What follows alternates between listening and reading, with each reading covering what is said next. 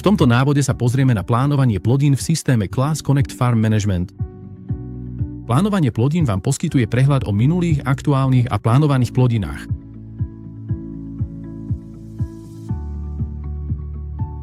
V prvom stĺpci vidíte svoje polia. Pomocou filtra polia môžete zobraziť polia, ktoré boli platné v zvolenom časovom bode.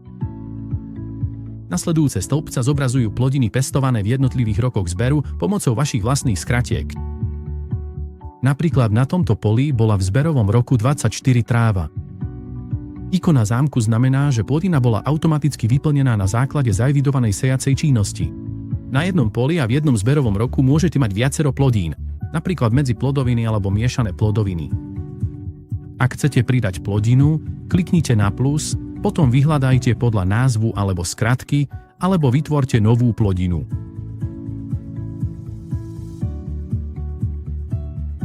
Budúce roky môžete plánovať rovnakým spôsobom.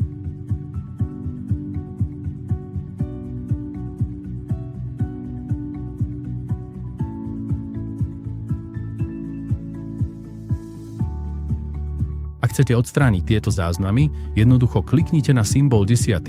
Ak však chcete upraviť alebo zmeniť plodiny založené na konkrétnych činnostiach, kliknite na daný záznam a budete automaticky presmerovaní priamo na súvisiacu činnosť.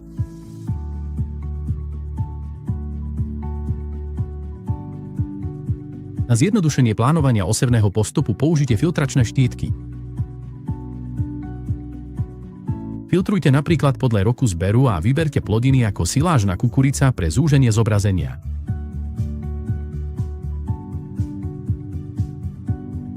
Ak chcete naplánovať pšenicu na všetkých poliach, kde bola v lani silážna kukurica, vyberte zberový rok. Kliknite na pridať plodinu a pridaťte predvolenú plodinu viacerým poliam, ktoré zodpovedajú filtru.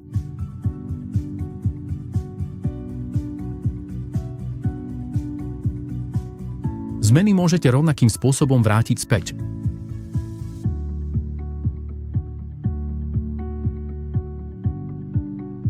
Po naplánovaní namierte kurzor na zberový rok pre zobrazenie podielu plodín na vašej farme.